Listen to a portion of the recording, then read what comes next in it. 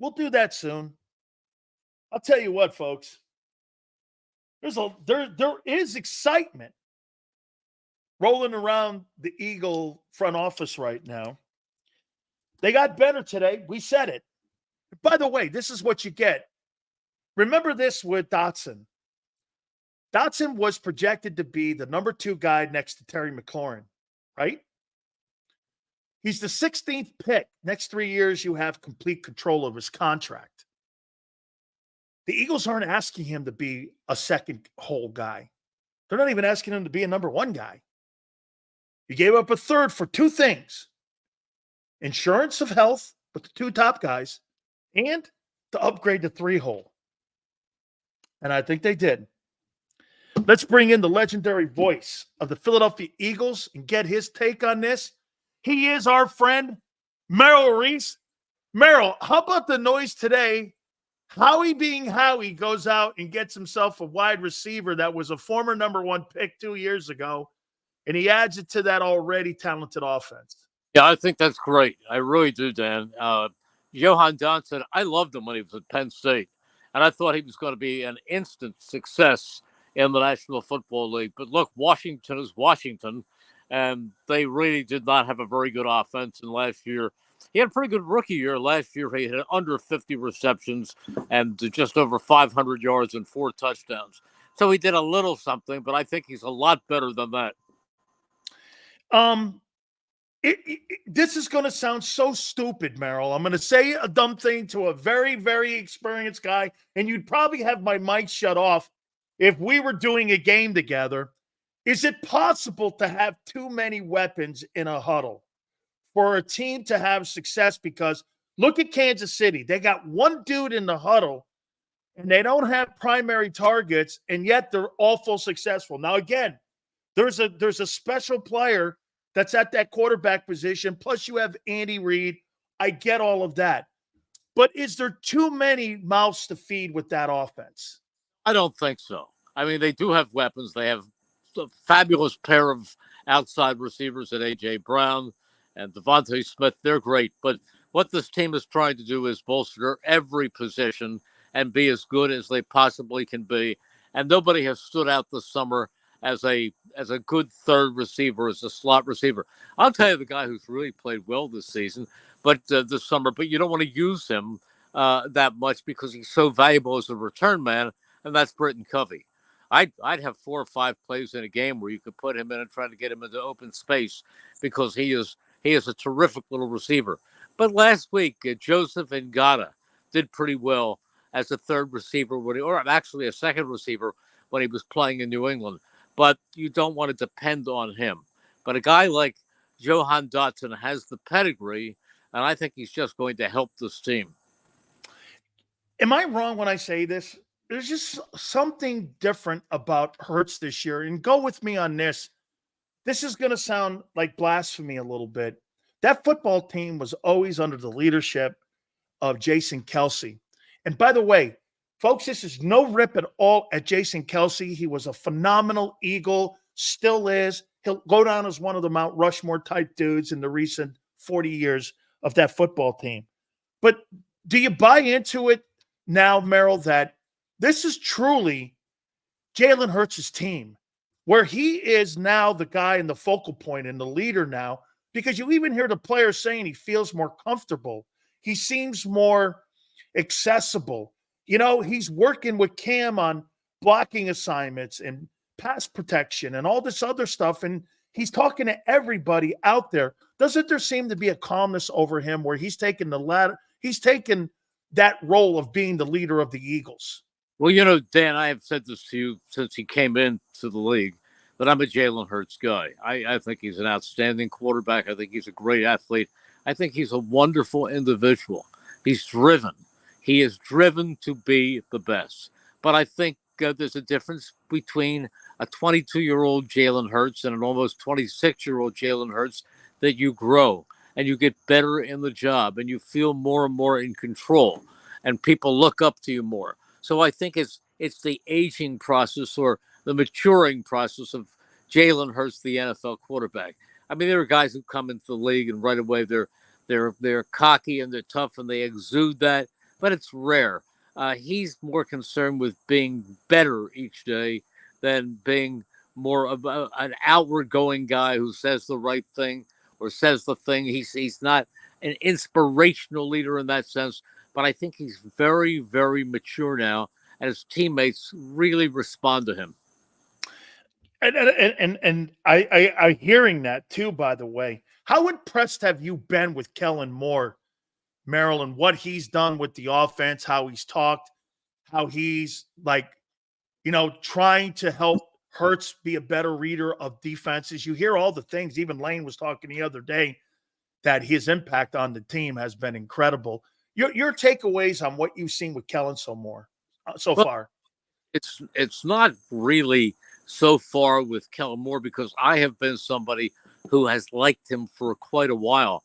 I like what he did with Dak, with the Cowboys. I think he would have done a lot more with the Chargers had he had a healthy Herbert throughout. But I think that he's one of the bright young minds in the National Football League, and I think that the title head coach is definitely going to be in his future. But for me to tell you what I've been impressed with right now with Kellen Moore, it's very difficult because, yeah, he's a good guy and you can see his command, but we haven't seen that much. We've seen a bunch of things at practice. You're not going to be much more than vanilla in the 3 preseason games. So to see what Kellen Moore can really do, we have to see regular season NFL football. But again, as I said, I jumped out of the chair when I heard his name announced as the new offensive coordinator, as I did with Vic Fangio. I just think they're both two of the best coordinators in football. But the proof is what happens during the season. I said to Vic, are you happy with your defense? He said, ask me in about a month and a half. Absolutely. Hey, Merrill, I want to read this to you. What up, Sills? And special guest, the legend Merrill Reese. Philly wide receiving core is no doubt the best in NFL after the trade. I feel offense could carry the D if they struggle early. What are both of your thoughts? I mean, I've said this before here, Merrill. I think one of the things that you're going to see, because there's so much question marks over on the defensive side, just because of youth and because of new faces and a new coordinator over there, how much do you believe that offense has to carry that defense until, like you just mentioned, Vic said, I'll let you know in week 10. So do you believe that it has to go down that line, that offense has to carry that football team, at least in the first quarter pole of the season? No, I don't. I think it's got to come out. The defense has got to come out and play good football from the beginning. I don't think anybody has to carry anybody. I think you have to play the best of your ability, show what you have. There are too many good people on this defense for them to have to be carried. I think when you look at some of the great players, at least coming in, and I'm talking about, I'm talking about Nakobe Dean, I'm talking about Jordan Davis, I'm talking about, Quinyon Jalen Mitchell. The thing about Carter and Davis is not that they're not great players, because they are, but they've got to show that they can be great players for the length of a 17-game season. I think last year they wore down. They weren't the same players in the last third of the season. They've got to show that they're in the condition that they should be in, and that by the end of the season, they should not only be as good as they are early, but better. I'm going to ask you a question that I know you hate, but I'm going to do it, and I'm going to phrase it a right way here. And Merrill, I know it's August 22nd, and I'm not going to ask you about one-loss records, and I'm not going to ask you about wins, but I will ask you this. Is this the most talented offense on paper that you have covered since you've been the broadcaster for the Philadelphia Eagles? Dan, can I leave and come back in about 25?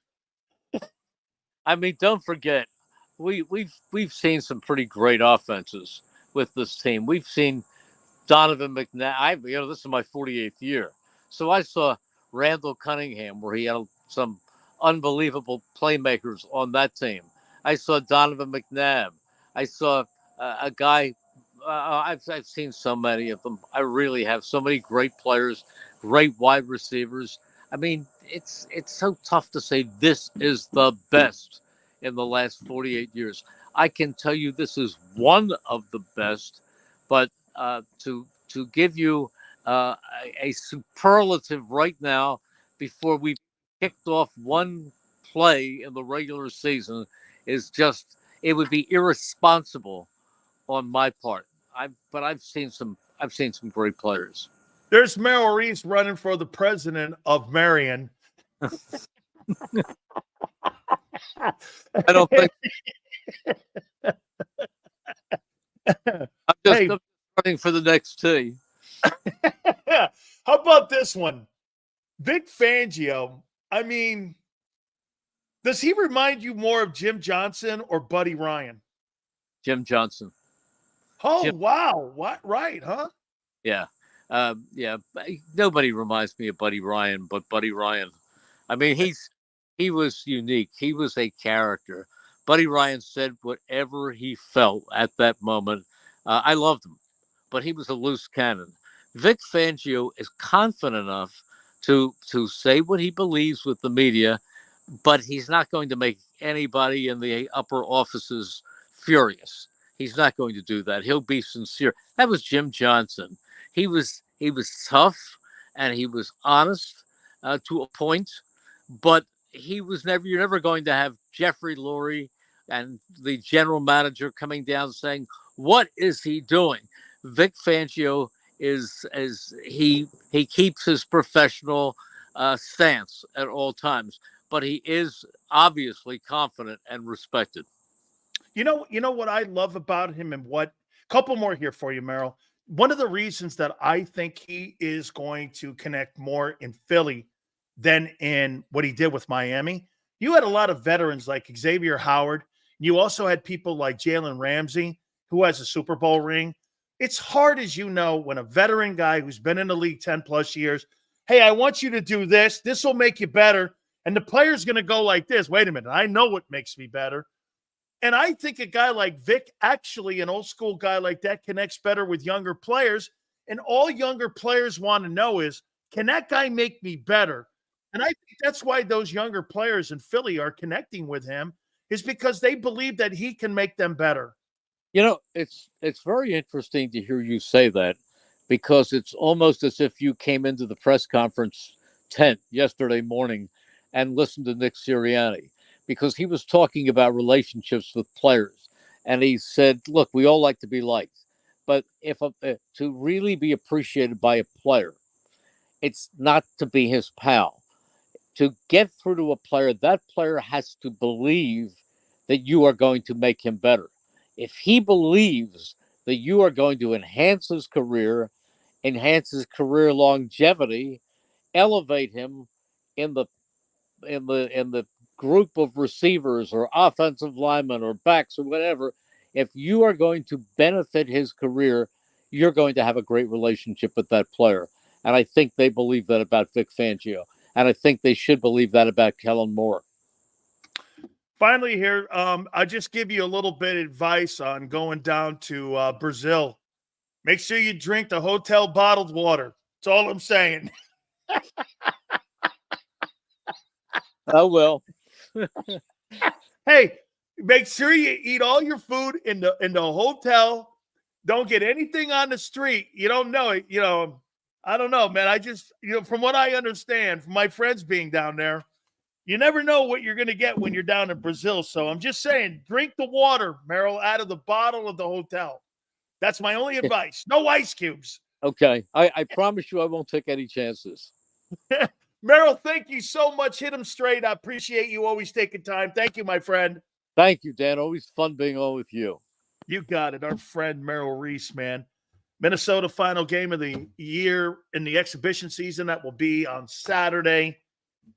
Absolutely sensational. All right, guys, where are we right now on the like list? By the way, I got to say this right here to this guy here. Shane, thank you so much for the super chat. That was really kind of you. And we really appreciate that. Thank you so much, man. That was great. Merrill Reese, Hall of Famer, too, by the way. Hey, do me a favor. Where are we on the like list now? Where are we on the like list? 5 away. We're no way. We're 5 away from 500.